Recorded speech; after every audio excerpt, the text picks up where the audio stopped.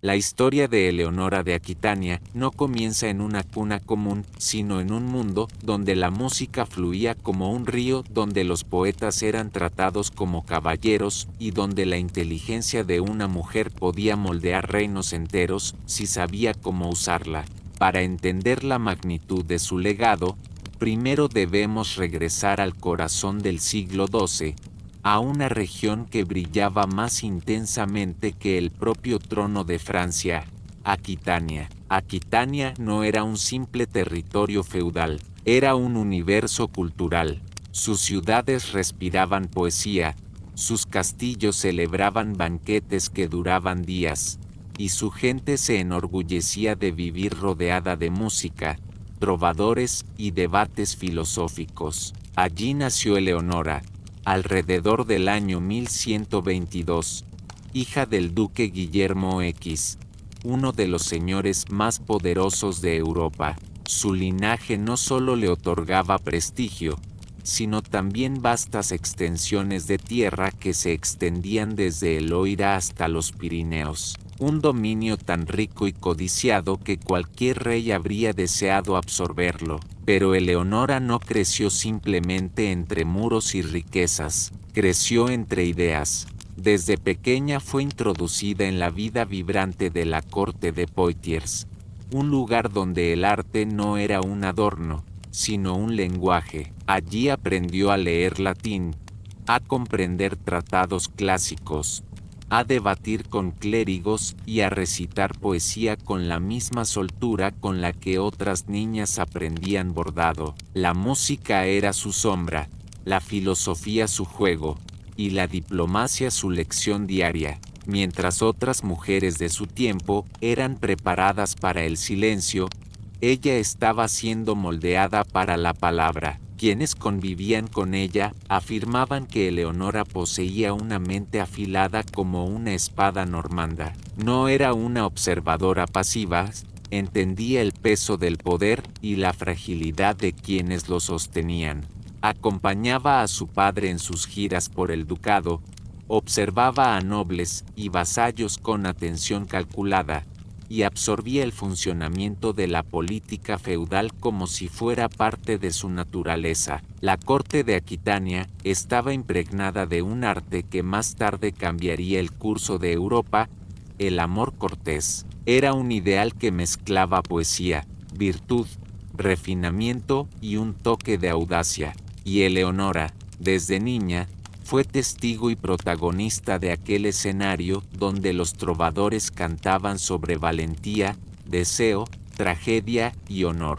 Ese ambiente no solo moldeó su sensibilidad artística, sino también su comprensión del poder emocional y simbólico en la política. Pero incluso en un mundo tan brillante, la sombra siempre llega. En 1137, su padre emprendió un peregrinaje a Santiago de Compostela. Durante el viaje enfermó gravemente y murió, dejando a Eleonora, con apenas 15 años, como la heredera más codiciada de Europa. Aquitania no podía quedar sin un protector, y tampoco podía caer en manos equivocadas.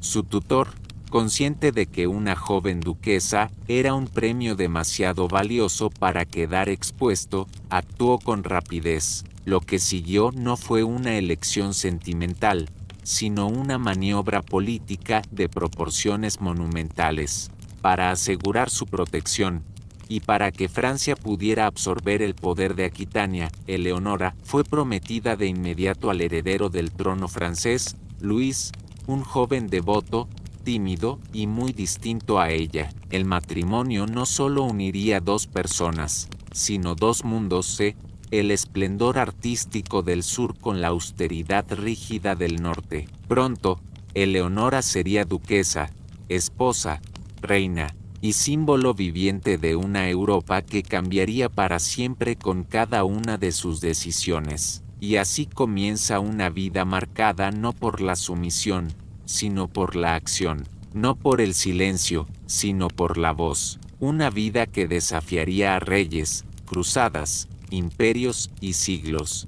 Cuando Eleonora se convirtió en duquesa de Aquitania, a los 15 años, no heredó solo tierras, heredó un escenario político ardiente. Su ducado era tan vasto que rivalizaba con el propio dominio real de Francia, y su título transformaba a cualquier esposo en el hombre más poderoso del reino. Por eso, su matrimonio no tardó en volverse una cuestión de Estado. Luis, el joven heredero del trono francés, era lo opuesto a Eleonora en casi todos los sentidos. Había sido educado para la vida religiosa, más apto para el silencio de un monasterio que para la intensidad política de una corte. Era piadoso, retraído, casi ascético. Eleonora, por el contrario, brillaba en cualquier salón, hablaba con firmeza y tenía una presencia que podía encender o desestabilizar una habitación. Sin embargo, en 1137, los dos fueron unidos por una alianza que pretendía traer equilibrio a un reino dividido. El matrimonio se celebró con pompa,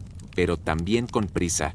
Francia necesitaba asegurar Aquitania antes de que cualquier otro señor lo reclamara. Apenas unos días después de la boda, el rey Luis V murió, y el tímido joven ascendente al trono se convirtió en Luis VII, con Eleonora a su lado como reina de Francia. Pero la llegada de Eleonora a París fue un choque violento de mundos. La corte parisina era sombría, rígida, profundamente influenciada por la moral religiosa. Las salas eran frías, los banquetes austeros, y las conversaciones, siempre vigiladas por clérigos. Para Eleonora, acostumbrada al color, la música y la espontaneidad de Aquitania, aquello parecía una prisión disfrazada de palacio. Sus vestidos fueron considerados demasiado llamativos, sus modales demasiado libres, y su insistencia en participar en asuntos políticos, un atrevimiento casi herético para una reina. Luis, aunque profundamente enamorado de su esposa, no sabía cómo manejar aquella llama indomable. Su religiosidad chocaba con el espíritu rebelde de Eleonora.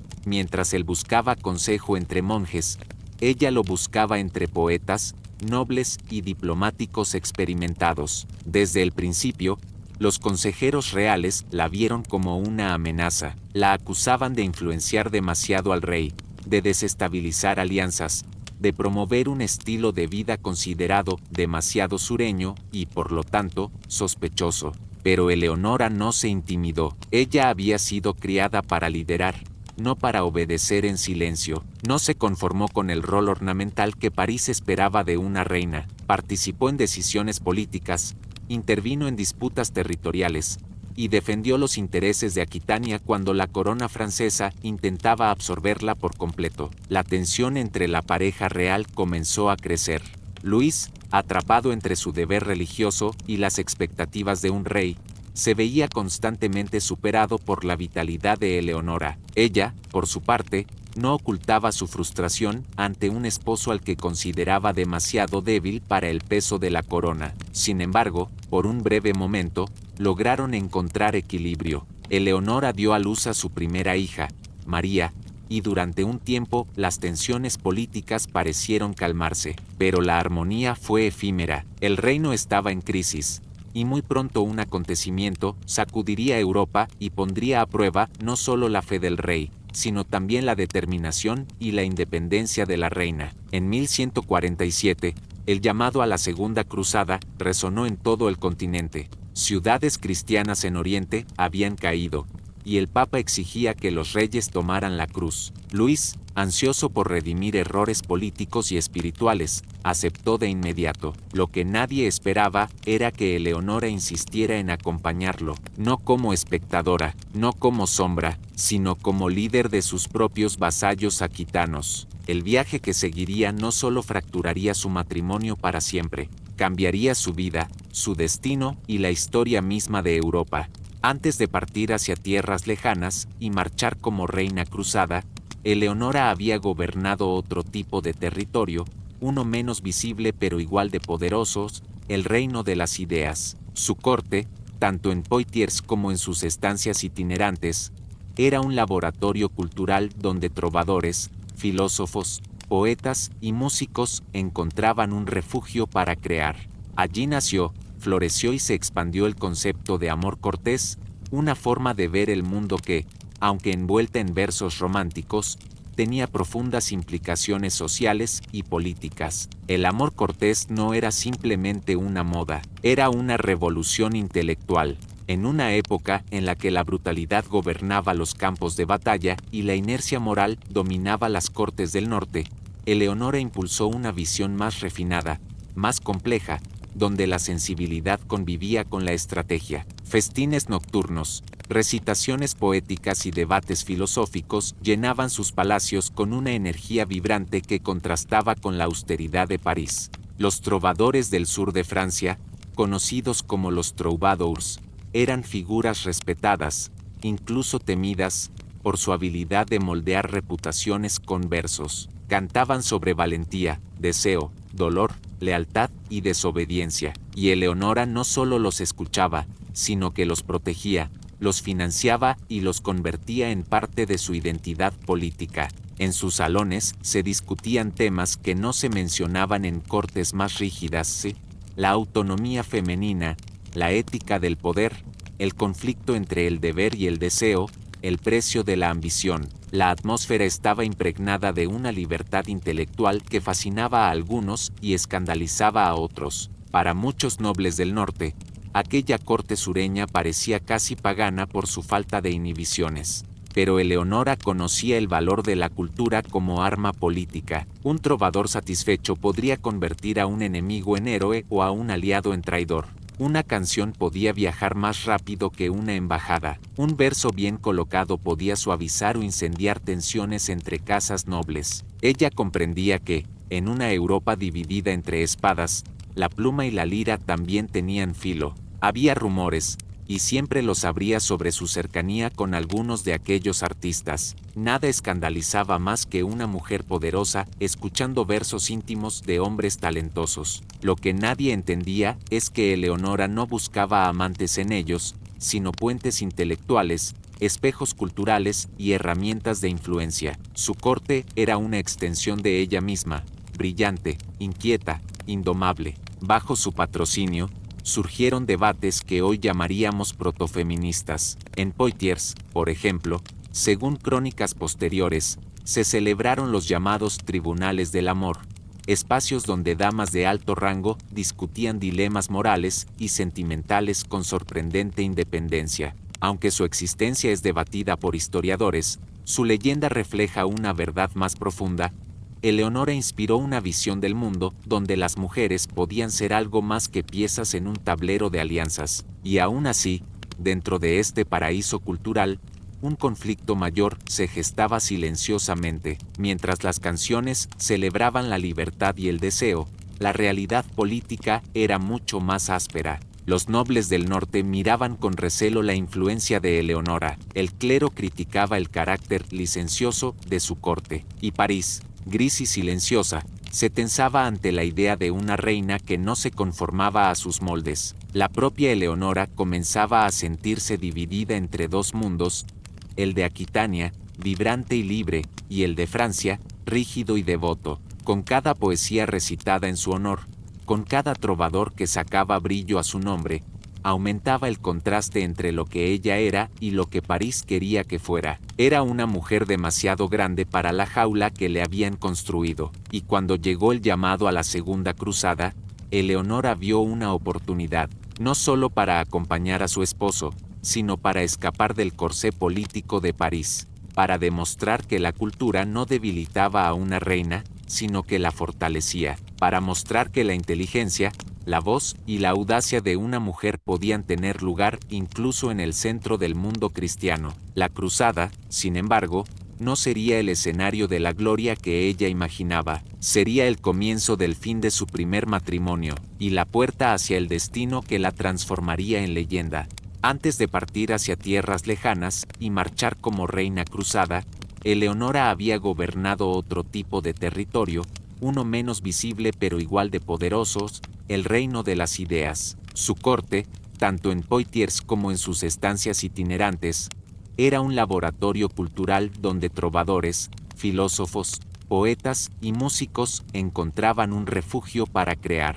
Allí nació, floreció y se expandió el concepto de amor cortés, una forma de ver el mundo que, aunque envuelta en versos románticos, tenía profundas implicaciones sociales y políticas. El amor cortés no era simplemente una moda, era una revolución intelectual, en una época en la que la brutalidad gobernaba los campos de batalla y la inercia moral dominaba las cortes del norte. Eleonora impulsó una visión más refinada, más compleja, donde la sensibilidad convivía con la estrategia. Festines nocturnos, recitaciones poéticas y debates filosóficos llenaban sus palacios con una energía vibrante que contrastaba con la austeridad de París. Los trovadores del sur de Francia, conocidos como los troubadours, eran figuras respetadas, incluso temidas, por su habilidad de moldear reputaciones con versos. Cantaban sobre valentía, deseo, dolor, lealtad y desobediencia, y Eleonora no solo los escuchaba,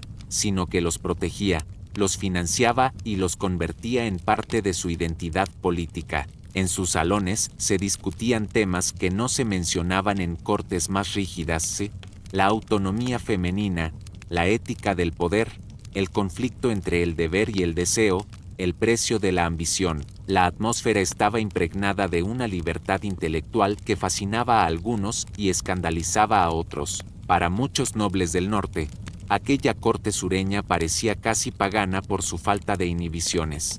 Pero Eleonora conocía el valor de la cultura como arma política. Un trovador satisfecho podría convertir a un enemigo en héroe o a un aliado en traidor.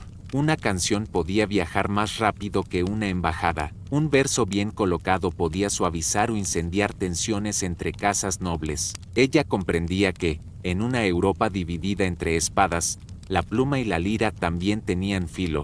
Había rumores, y siempre los habría sobre su cercanía con algunos de aquellos artistas. Nada escandalizaba más que una mujer poderosa escuchando versos íntimos de hombres talentosos. Lo que nadie entendía es que Eleonora no buscaba amantes en ellos, sino puentes intelectuales, espejos culturales y herramientas de influencia. Su corte era una extensión de ella misma, brillante, inquieta, indomable. Bajo su patrocinio, surgieron debates que hoy llamaríamos protofeministas. En Poitiers, por ejemplo, según crónicas posteriores, se celebraron los llamados tribunales del amor, espacios donde damas de alto rango discutían dilemas morales y sentimentales con sorprendente independencia. Aunque su existencia es debatida por historiadores, su leyenda refleja una verdad más profunda.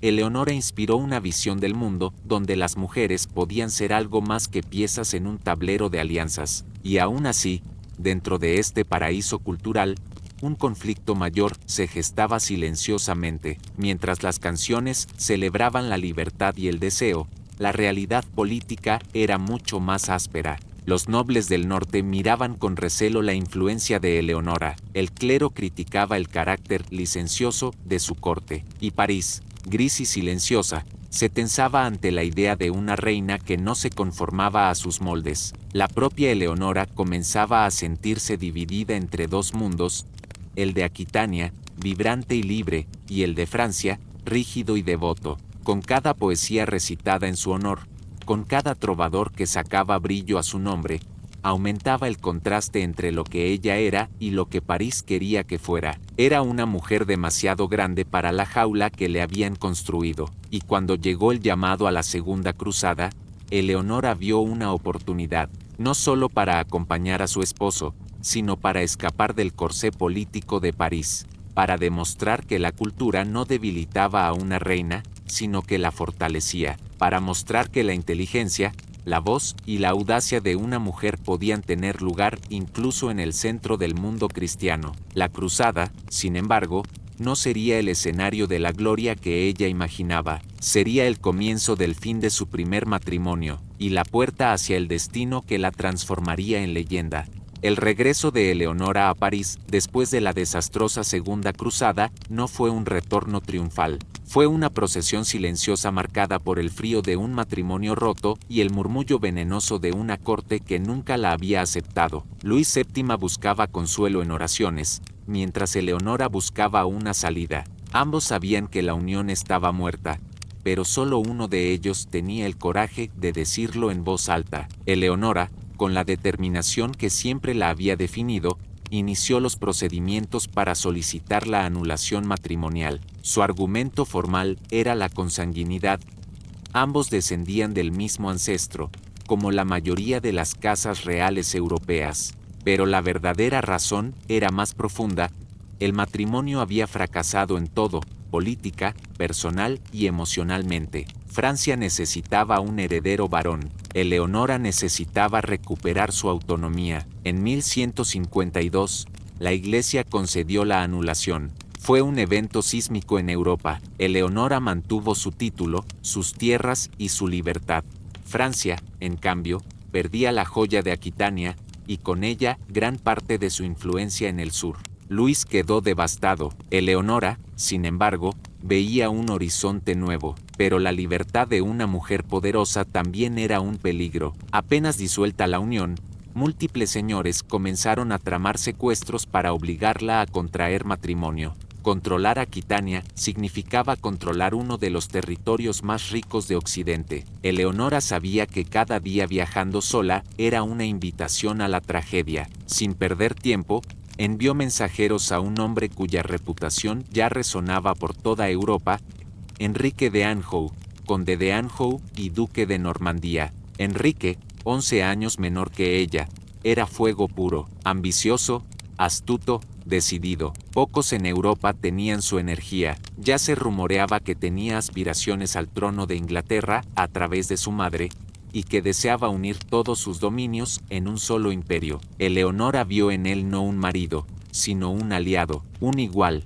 Cuando sus mensajeros llegaron, Enrique no dudó, viajó de inmediato a encontrarse con ella. Las crónicas describen aquel encuentro como una alianza instantánea entre dos voluntades indomables. En cuestión de semanas, se casaron.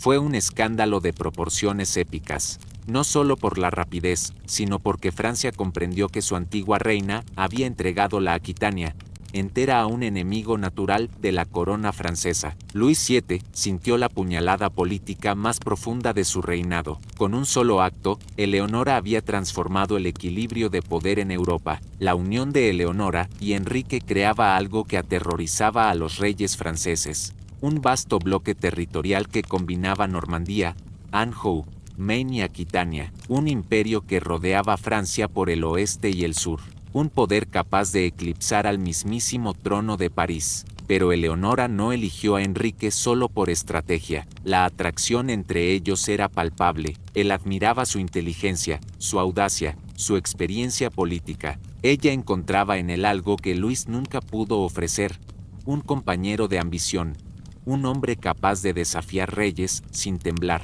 un espíritu feroz que igualaba el suyo. No era un matrimonio fácil. Dos volcanes jamás lo son, pero era un matrimonio real, uno donde la fuerza no encontraba acomodo en la sumisión, sino en la alianza. En 1154, apenas 2 años después de la boda, Enrique ascendió al trono inglés como Enrique II Plantagenet, y con él, Eleonora dejó atrás la frialdad de París para convertirse en reina de Inglaterra, señora de territorios que se extendían desde Escocia hasta los Pirineos. Europa nunca había visto algo semejante. Durante los primeros años, la relación fue un torbellino de pasión, política y poder compartido. Eleonora viajó entre Inglaterra y Aquitania, administrando sus tierras como gobernante soberana. Enrique confiaba en ella para tomar decisiones, firmar órdenes, manejar vasallos y resolver disputas. Juntos construyeron un linaje que dominaría Europa durante siglos.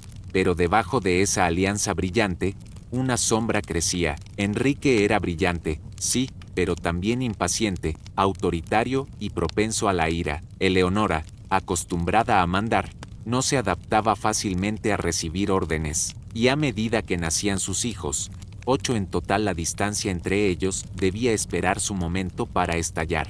Por ahora, sin embargo, Eleonora disfrutaba la plenitud de un poder que ninguna reina europea había tenido antes. Ya no era una joven duquesa atrapada en un matrimonio frío. Ya no era una reina obligada a bajar la cabeza ante clérigos que la despreciaban. Era el núcleo de un imperio, una mujer que había caído, se había levantado, y ahora se preparaba para enfrentarse al desafío más peligroso de su vida, su propio marido.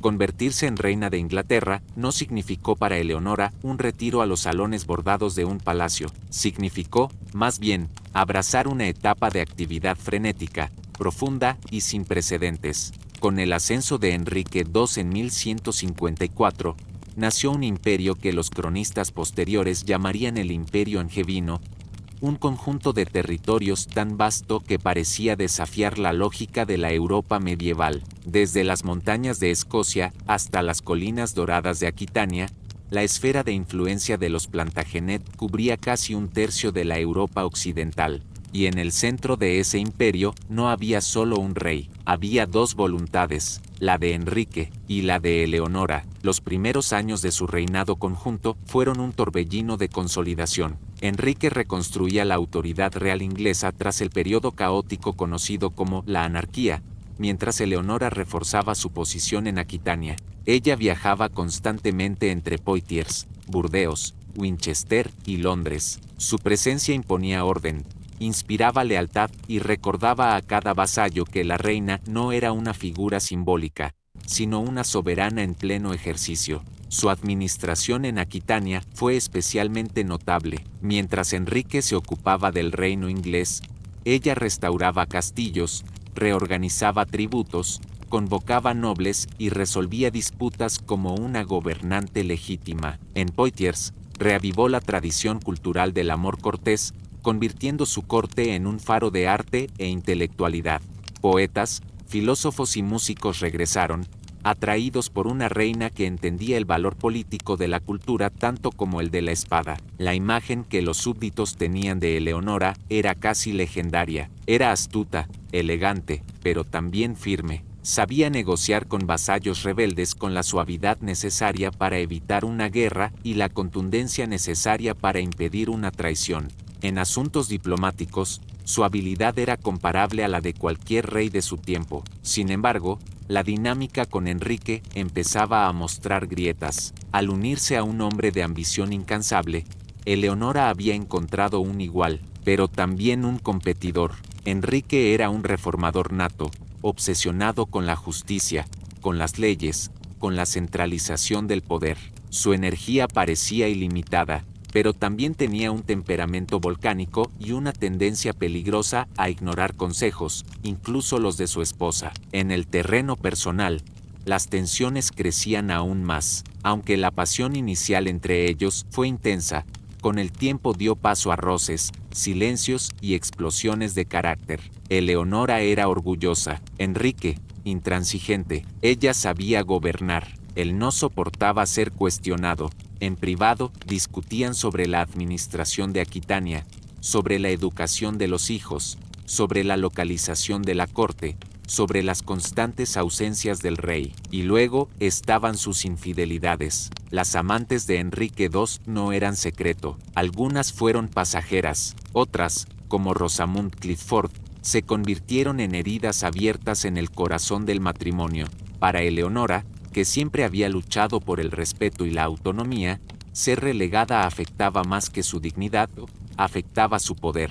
Mientras tanto, sus hijos crecían, formando un nido de ambición, rivalidad y fuego. Enrique, Ricardo, Godofredo, Juan, todos heredarían algo del temperamento explosivo de su padre y de la independencia feroz de su madre. Eleonora veía en ellos el futuro del imperio, pero también un arma de doble filo. Cada hijo era una promesa y una amenaza. Enrique II, obsesionado con el control, se negaba a otorgarles poder real. Coronó en vida a su primogénito, Enrique el Joven, pero sin permitirle autoridad efectiva. Dividió territorios solo sobre el papel, manipuló expectativas, sembró desconfianza y alimentó rivalidades sin darse cuenta de que estaba encendiendo una mecha que pronto estallaría. Eleonora lo observaba todo con creciente inquietud.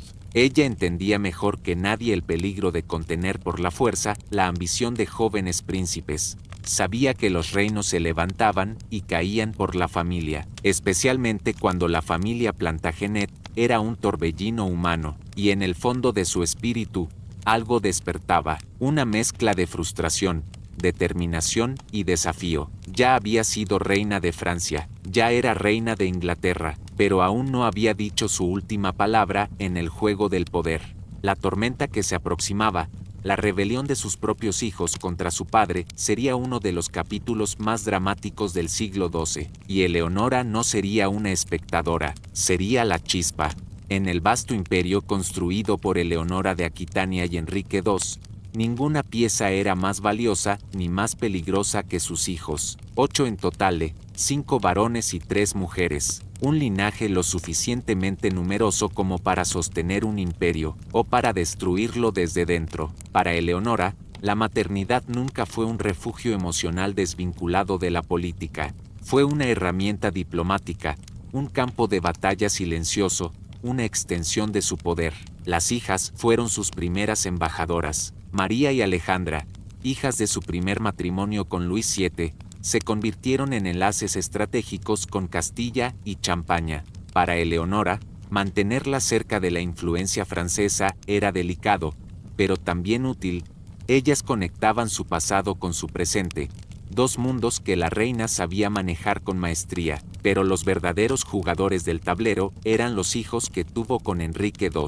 Enrique el Joven, el primogénito, era atractivo, carismático y amado por el pueblo. Coronado en vida de su padre, llevaba el título de rey sin poder real. Esta humillación, ser rey sin reino, lo transformó en una bomba de frustración.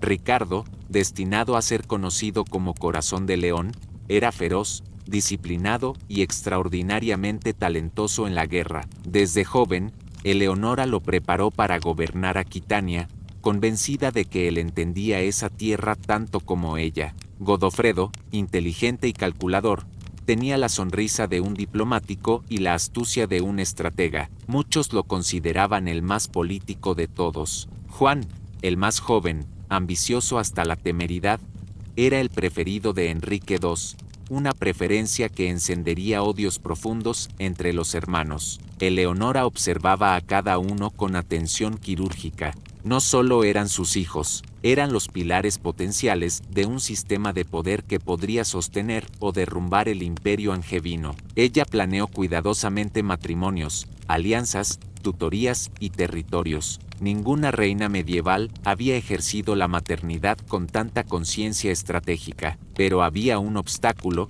Enrique II. El rey no quería ceder autoridad real a sus hijos. Temía que, una vez con poder propio, se volvieran contra él. Daba migajas simbólicas, títulos vacíos, promesas que nunca se cumplían. Esa táctica, diseñada para mantenerlos dependientes, los volvió resentidos, furiosos, impacientes. Eleonora lo veía venir. Lo había visto antes. Príncipes frustrados se convierten en príncipes destructivos. Mientras tanto, Enrique II comenzaba a tomar decisiones que erosionaban la influencia de su esposa. La relegaba en asuntos diplomáticos, ignoraba sus consejos y fortalecía su red de amantes. Para Eleonora, aquello era una doble traición, personal y política. No era solo dolor, era desplazamiento, y Eleonora no era una mujer que aceptara ser desplazada. A medida que sus hijos crecían, comenzaron a buscar en su madre lo que su padre les negaba: reconocimiento, legitimidad y apoyo. Eleonora, astuta, supo leer aquella oportunidad. Comprendió que su descendencia podría convertirse en su arma más poderosa. En lugar de contenerlos, como hacía Enrique, los escuchaba. En lugar de humillarlos, los guiaba. En su corte de Poitiers, Ricardo y Enrique el Joven encontraron un refugio donde podían expresar sus inquietudes sin miedo.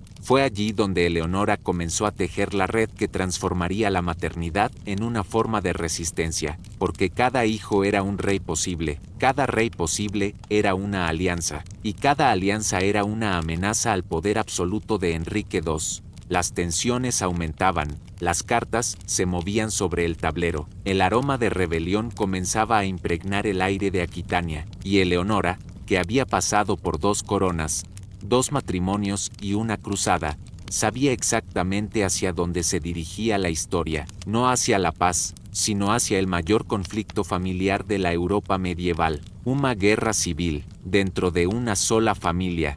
Para mediados de la década de 1170, el imperio angevino parecía, desde fuera, una fortaleza inexpugnable. Enrique II lo gobernaba con energía inagotable, Eleonora administraba Aquitania con maestría y sus hijos formaban la dinastía más temida de Europa. Pero por dentro, aquel imperio era un campo minado. Cada paso podía desencadenar una explosión.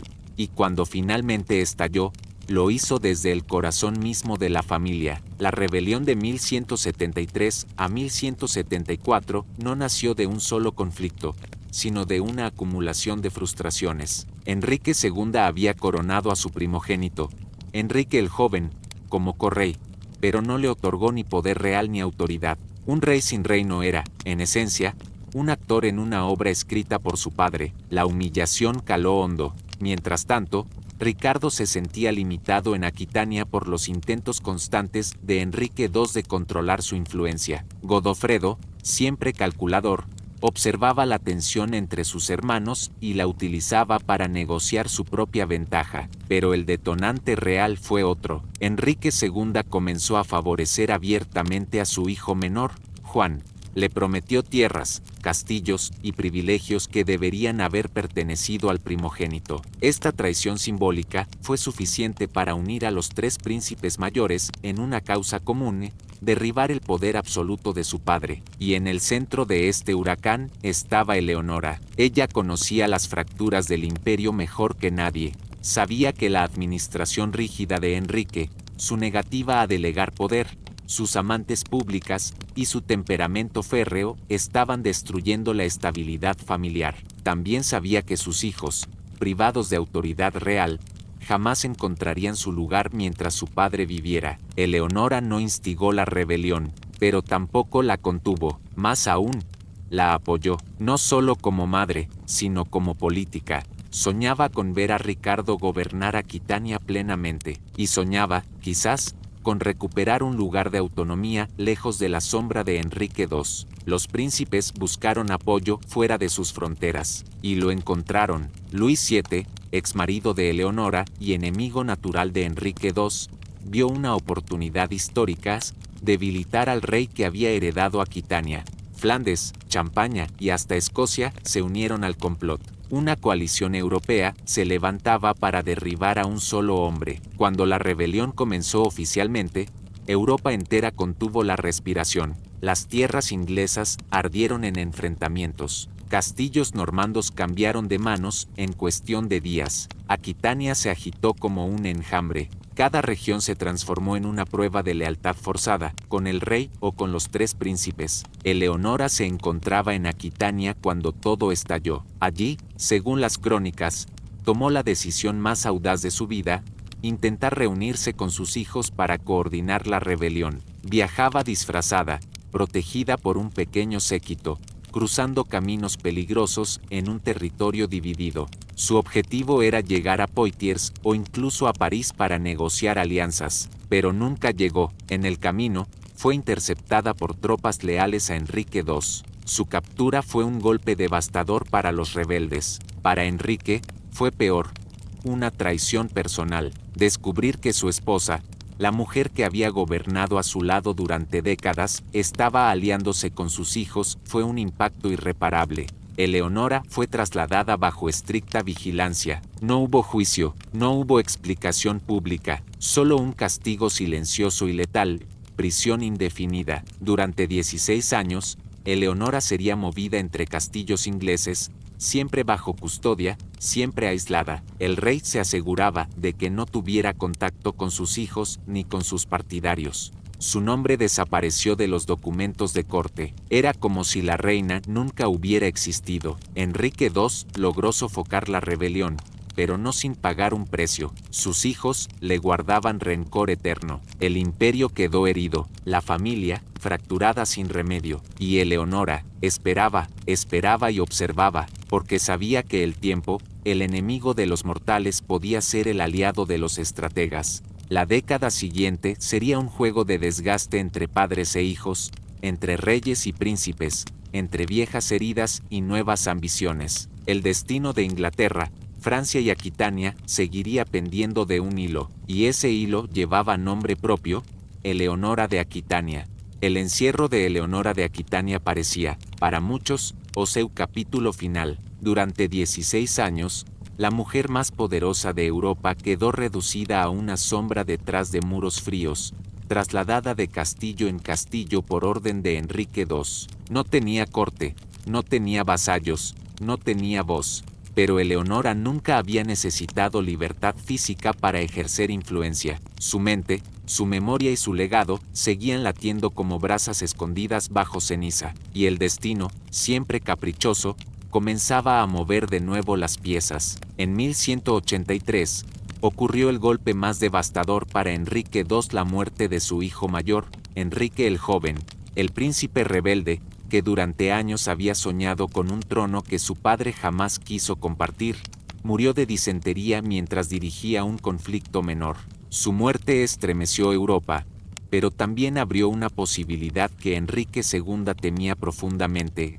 Ricardo, el favorito de Eleonora, se convertía ahora en heredero principal. Enrique II quiso forzar a Ricardo a entregar Aquitania a su hermano menor, Juan. Fue un error monumental. Ricardo, que había heredado el orgullo de su madre y la ferocidad de su padre, se negó con el corazón en llamas. Aquitania es de mi madre, dijo, y de mi madre la recibí. Era un desafío directo al rey, y detrás de esas palabras vivía la influencia silenciosa de Eleonora. Mientras tanto, la presión política crecía sobre Enrique II. Francia, liderada ahora por el joven y astuto Felipe II, apoyaba abiertamente a Ricardo, sabiendo que una guerra civil entre padre e hijo debilitaría el imperio angevino. El rey estaba siendo acorralado por fuerzas externas, pero también por fantasmas internos, la memoria de su infidelidad, la rebeldía de sus hijos, la sombra de una esposa que aún viva lo superaba en prestigio.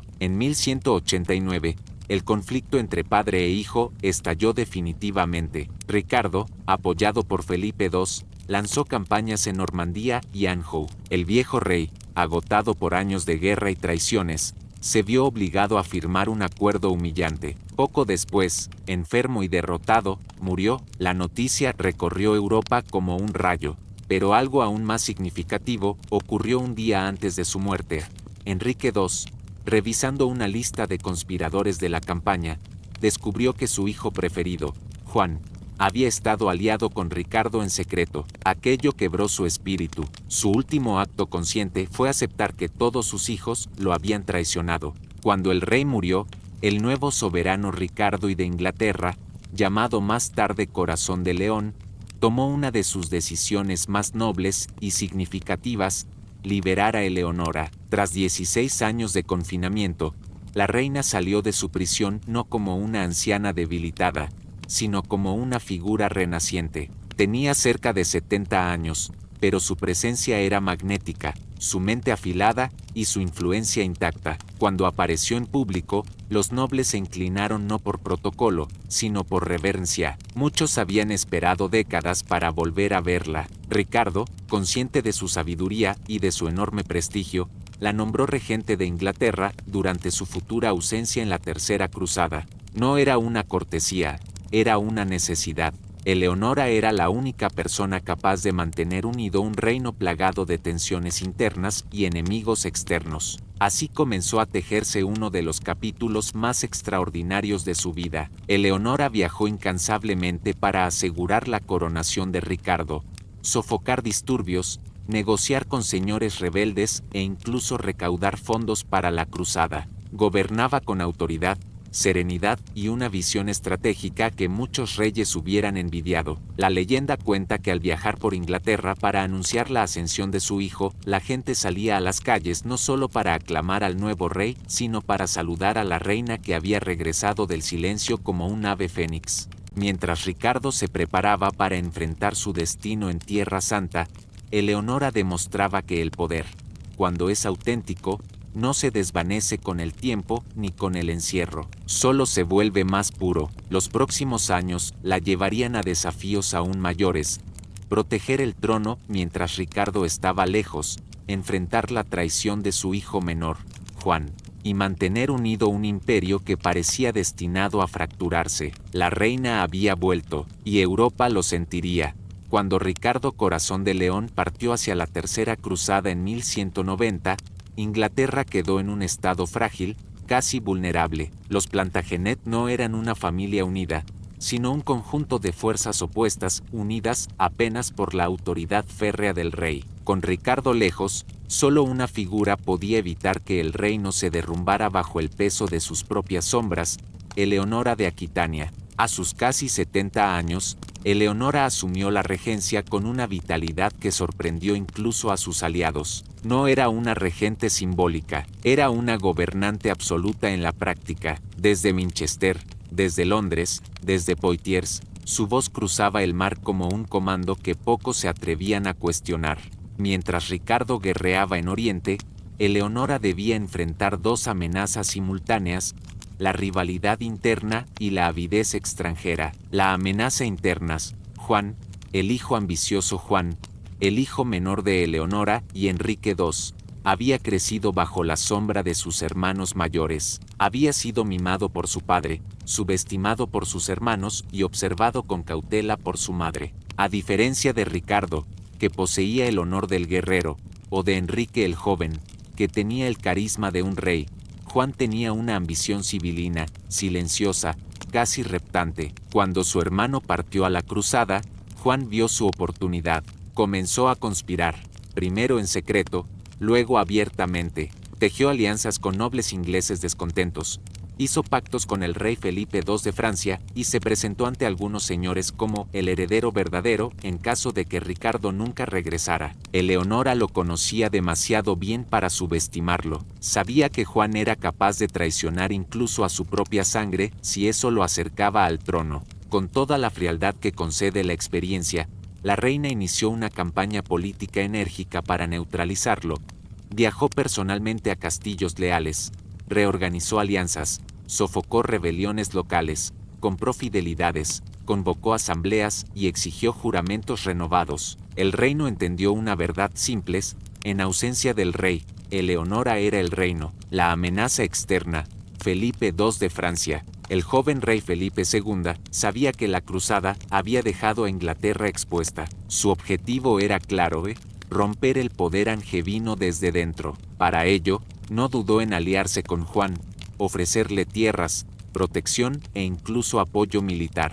Mientras Ricardo combatía en Palestina, Felipe conspiraba en París para destruir su imperio, y entonces llegó la noticia que sacudió a Europa entera. Ricardo había sido capturado en su viaje de regreso, preso por el duque Leopoldo de Austria, y más tarde entregado al emperador Enrique V. El rey inglés enfrentaba un rescate exorbitante: 150.0 marcos de plata, una suma tan colosal que equivalía a casi 3 veces los ingresos anuales del reino. Felipe escribió a Juan una frase que quedaría registrada en la historia: busca a tu hermano, el diablo se lo ha llevado. Era una invitación abierta: tomar el trono mientras Ricardo languidecía en prisión. El rescate del siglo. La marcha de Eleonora. Pero Eleonora no había sobrevivido a cruzadas, rebeliones, traiciones matrimoniales y décadas de intrigas para permitir que su hijo favorito fuera destruido por ambición ajena. Con más de 70 años, emprendió un viaje que pocos hombres jóvenes habrían soportado. Cruzó Francia en pleno invierno, sorteó territorios hostiles, negoció con señores, presionó a aliados y reunió recursos con una eficacia digna de un general veterano. La reina organizó la mayor recaudación que Europa había visto: impuestos especiales, ventas de propiedades reales, donaciones obligatorias del clero, y hasta joyas personales empeñadas por la propia Eleonora. Su determinación conmocionó a los poderes europeos. El emperador, impresionado por la magnitud del esfuerzo, permitió que Eleonora se presentara ante él para recibir a su hijo. La escena es una de las más conmovedoras de la Edad Media. Una reina anciana, firme como una roca, esperando al guerrero más temido de Europa, y al mismo tiempo, su niño perdido. Ricardo fue liberado en 1194, y cuando finalmente la vio, besó a su madre con lágrimas contenidas. Eleonora, que había conquistado reinos y sobrevivido a prisiones, ahora conquistaba algo aún mayor: el agradecimiento eterno de un rey. El retorno del león.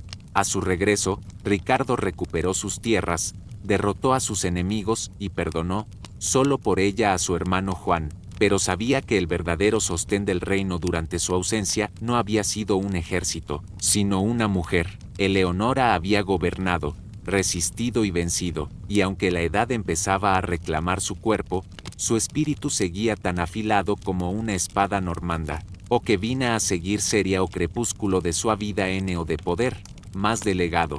Tras el regreso triunfal de Ricardo a Inglaterra, Eleonora de Aquitania podría haber elegido retirarse. Ya había vivido más que a maioria dos monarcas da época en batalas, castelos, rebeli e prises, seu corpo sentia o peso 2 anos, mas sua mente seguia afiada. Eso a intuyo política permanecia teo sensível cua en teo na juventude. Assim, mesmo en teo se aproximava dos 75 anos, a reina o se recoleu sombra, ela voltou a gobernar. Ricardo, confiante na sabedoria e frieza estratégica de su manteve Eleonora como figura central nas décises políticas. En teo o rei vivia en campana constante guerreando na frana, administrando conflitos con Felipe II, sustentando o imperio angevino. Eleonora era o exoalina invisible, que mantina unidas as partes soltas de un reino, sempre veira da ruina. Una nueva misión diplomática, el destino de Blanche. Entre todas las tareas que Eleonora asumiría en esta última fase de su vida, ninguna sería tan simbólica, tan inesperada y tan decisiva como el viaje que emprendió para asegurar la alianza que definiría el futuro de Europa. Su hija Leonor, reina de Castilla, tenía dos niñas, Urraca y Blanche. Felipe II de Francia solicitó una alianza matrimonial de alto nivel para su hijo, el futuro Luis VIII. Eleonora entendió que esta unión era una oportunidad única de estabilizar las relaciones entre Francia e Inglaterra, profundamente deterioradas por décadas de conflicto. Pero no bastaba con enviar una princesa, era necesario elegir la adecuada, y Eleonora escogió a Blanche, la nieta que no había visto crecer, pero cuyo destino intuía con claridad. Así, con casi 80 años, Eleonora emprendió un viaje monumental desde Inglaterra hasta Castilla. Cruzó caminos peligrosos, regiones montañosas, territorios infestados por bandoleros y un clima inclemente. Su presencia imponía respeto. Incluso los señores más conflictivos se inclinaban ante ella, no por diplomacia, sino por temor reverencial. Cuando llegó a la corte castellana, los cronistas relatan que fue recibida como si una figura legendaria hubiese emergido de un libro antiguo. Las puertas se abrieron, las damas lloraron, los nobles se arrodillaron. Eleonora, frágil en apariencia, seguía irradiando una autoridad casi sobrenatural. Tomó a Blanche bajo su protección y, con ella, regresó hacia o norte. Cada parada do camino era un evento político. Cada castillo por onde pasaba fortalece a legitimidade da futura reina de Frana. A final, o era apenas uma princesa que viajaba era a neta da mulher que había moldado reis, desafiado imperios, e sobrevivido a tudo. QANDO finalmente apresentou Blanche corte francesa. Felipe II compreendeu a profundidade daquele gesto. Eleonora estaba entregando Frana sua era na mais valiosa terras, mas sangue que uniría as duas maiores potências da Europa. A joven Blanche se tornaria, mais tarde, a de Luis IX, o futuro o Luis, un dos reis mais importantes da historia francesa. A través dela, Eleonora selou seu legado dinástico por séculos. El retorno al silencio escogido depois dessa missão. Eleonora sentiu que sua parte no jogo político estaba completa. Nenhum rei, nenhum general, nenhum diplomata había conseguido influenciar a Europa como ela a través de alianzas, casamentos, rebelias, cruzadas e estrategias que ultrapassavam geraes. Escolheu retirarse a Badia de Fontebraud, o lugar onde encontraria, pela primeira vez en muitos anos, un pouco de paz. Mas mesmo ali, na serenidade do claustro, sua presena continuava poderosa. Embaixadores a visitavam, reis enviavam cartas, nobres pedían conselhos. Ela nunca deixou de ser reina apenas mudou o palco. Aos solos da Europa, Eleonora o era apenas a de Ricardo Cora o de Leo, nema esposa de dois reis, nema duquesa indomável de Aquitnia, era a avó de Europa, a ancestral común que unia linajes reais da Frana, Inglaterra, Castela, alemana, es Sicilia. Ella había tecido un continente con filos, netos se alianas. Ese un nome, susurrado en cortes distantes, ja pertencia más lenda que vida. En los primeros días de 1204, la abadía de Fontebraud estaba envuelta en un silencio espeso, casi sagrado. El invierno había caído sobre el valle del Loira con un frío profundo, pero dentro de las piedras antiguas del monasterio reinaba una calma cálida, casi maternal. Allí, entre monjas que la trataban con devoción y respeto absoluto, Eleonora de Aquitania pasaba sus últimos meses. Ya no era la joven duquesa que cabalgaba a través de Europa con el cabello suelto. Ya no era la reina rebelde que enfrentaba a reyes, que organizaba cruzadas, que levantaba ejércitos, ni la madre que diseñaba el destino de sus hijos. Era una mujer de más de 80 años, una edad casi imposible para su tiempo. Su cuerpo se debilitaba, pero nada en su mirada recordaba fragilidad.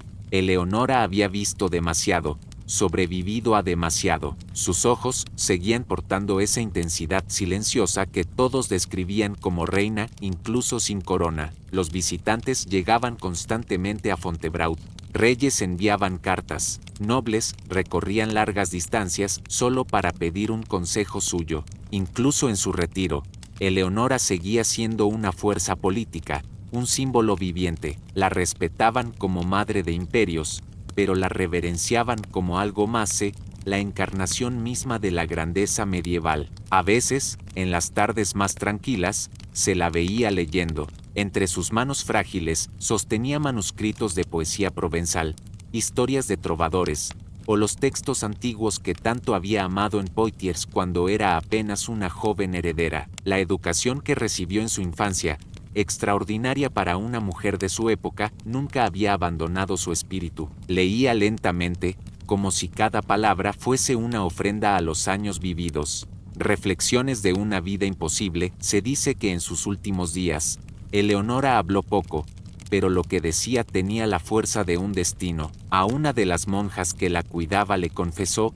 he amado demasiado, he luchado demasiado, pero nada cambiaría. El poder no es una carga, la ausencia de él, sí. Esa frase, atribuida a ella en crónicas posteriores, resume la esencia de su vida. Eleonora nunca se contentó con ser un adorno en la corte, no aceptó silencios impuestos, no aceptó obediencia ciega. Su historia es la de una mujer que reclamó y sostuvo una autoridad que o mundo medieval insistía en reservar apenas a os homens. El día en que Europa se detuvo el 1 de abril de 1204, Eleonora de Aquitania exhaló su último aliento. Las campanas de Fontebraud tocaron con un sonido grave, profundo, que resonó por todo el valle. Las crónicas narran que mensajeros salieron inmediatamente en todas direcciones. Castillos, cortes y ciudades entraron en luto. En Inglaterra, en Francia, en Castilla, en Normandía, en todas partes había alguien que llevaba su sangre,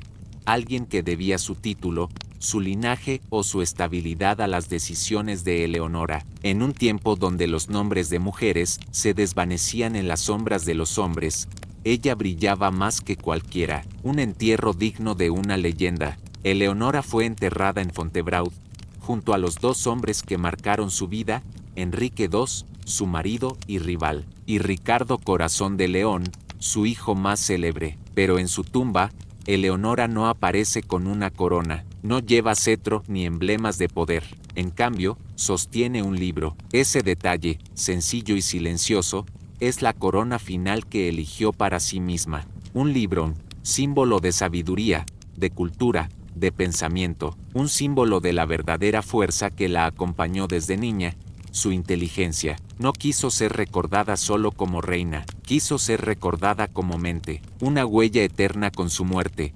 No terminó su influencia, al contrario, recién comenzaba. Los linajes reales de Inglaterra, Francia, Alemania, Sicilia y Castilla descendían de ella. Cada matrimonio que había gestionado, cada alianza que había sellado, cada conflicto que había resuelto, moldeó la historia de Europa durante siglos. Por eso, siglos después, los historiadores la llamarían la abuela de Europa. No era un título ceremonial, era una verdad genealógica y política. Sin Eleonora, el mapa medieval habría sido completamente distinto. Sus descendientes gobernaron reinos, definieron guerras, impulsaron cruzadas y dictaron tratados. Ella había sido la arquitecta silenciosa detrás de todo, el nacimiento de una inmortal hoy.